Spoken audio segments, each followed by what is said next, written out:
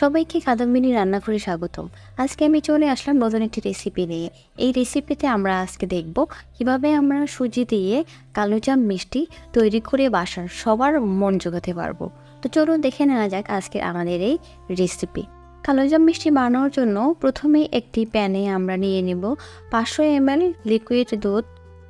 এরপর আমরা এখানে অ্যাড করব পরিমাণ মতো চিনি, অথবা যারা মিষ্টি একটু বেশি খেতে চান তাহলে আপনারা চিনির পরিমাণটা বাড়িয়ে নেবেন। এখন এই দুধ এবং চিনির মিশ্রণটি আমরা ততক্ষণ পর্যন্ত নাড়তে থাকবো যতক্ষণ পর্যন্ত চিনিগুলো গলে না যায় এবং একটি বলক না ওঠে। দুধ এবং চিনি ভালোভাবে একসাথে মিশিয়ে নিতে হবে। তার জন্য আমাকে বারবারই এটা নাড়তে থাকতে হবে যেন সম্পূর্ণ চিনিটি দুধের সাথে মিশে যায়। দুধ ও চিনির মিশ্রণে যখন ফুটতে শুরু করবে তখন আমরা এর মধ্যে দিয়ে দেব হাফ কাপ পরিমাণ সুজিগুলো অল্প অল্প করে দিতে হবে এবং নাড়তে থাকতে হবে, কারণ সুজিগুলো একসাথে অনেকগুলো দিয়ে দিলে দলা বাঁধার সম্ভাবনা থাকতে পারে। তাই আমরা একটু একটু করে সুজিগুলো দুধের মধ্যে দিয়ে মিক্স করে একটা সুন্দর ডো তৈরি করব। সম্পূর্ণ সুজিগুলো দিয়ে দেওয়া হয়ে গিয়েছে এবং একটি সুন্দর ডোতে পরিণত হচ্ছে। এরপরে আমরা এখানে মিক্স করব 2 টেবিল চামচ পরিমাণ ঘি। দইয়ের সাথে ঘি মিক্স করা হয়ে গেলে আমরা ভালোভাবে নেড়েচেড়ে ঘিটা মিক্স করে নেব দইয়ের সাথে, এবং এখানে আরও যোগ করব আমরা 2 টেবিল চামচ পরিমাণ গুঁড়ো দুধ। এখানে গুঁড়ো দুধ দিলে মিষ্টির স্বাদটা একটু আরও বেশি ভালো লাগে খেতে, তো এই জন্য আমরা এখানে গুঁড়ো দুধ ব্যবহার করব পরিমাণ মতো। সবগুলো উপকরণ ভালোভাবে মিশিয়ে নেওয়া হয়ে গেছে এবং আমাদের একটি সুন্দর ডো তৈরি হয়ে গেছে। এখন আমরা এই ডোটা চুলা থেকে নামিয়ে একটি প্লেটে অথবা বাটিতে নামিয়ে রাখব।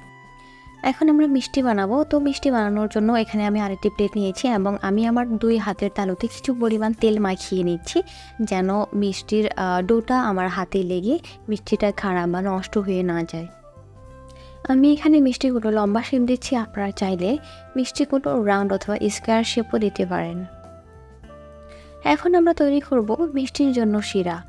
তো শিরা তৈরির জন্য প্রথমেই একটি চুলায় আমি একটি প্যান নিয়ে নিয়েছি। সেই প্যানে আমি দিয়ে দেব 500 ml পরিমাণ পানি এবং দিয়ে দেব পরিমাণ মতো চিনি। এখানে আমরা ফ্লেভারের জন্য 2 অথবা 3টি এলাচ ব্যবহার করব।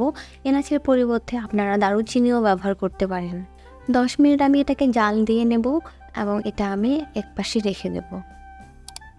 শিরাটি খুব গাঢ় হওয়ার দরকার নেই, গাঢ় না হলেও মিষ্টিগুলো সুন্দর হয়ে যায়। তো বেশি জাল দিয়ে বেশি গরম করে খুব গাঢ় করার দরকার হয় না। মিষ্টিগুলোকে এখন আমরা ভেজে নেব। তো এর জন্য আমি একটি ফ্রাইং প্যানে তেল দিয়েছি কিছু পরিমাণ এবং হালকা গরম করে নিয়েছি। এখন আমি হালকা আঁচে এগুলোকে ভেজে নেব। মিষ্টিগুলো ভাজা হয়ে গেলে আমি আমার তৈরি করে রাখা শিরার মধ্যে এখন মিষ্টিগুলোকে দিয়ে দেব এবং 5 মিনিট গরম করে নেব হালকা আঁচে। 5 মিনিট হয়ে গেলে মিষ্টির শিরা সহ মিষ্টিগুলো আমি একটি বাটিতে অথবা প্লেটে রেখে দেব 10 মিনিট, সম্পূর্ণ শিরাগুলো মিষ্টির ভিতরে ঢোকার জন্য অথবা ঠান্ডা করার জন্য। তারপরে আমি এটি পরিবেশন করব।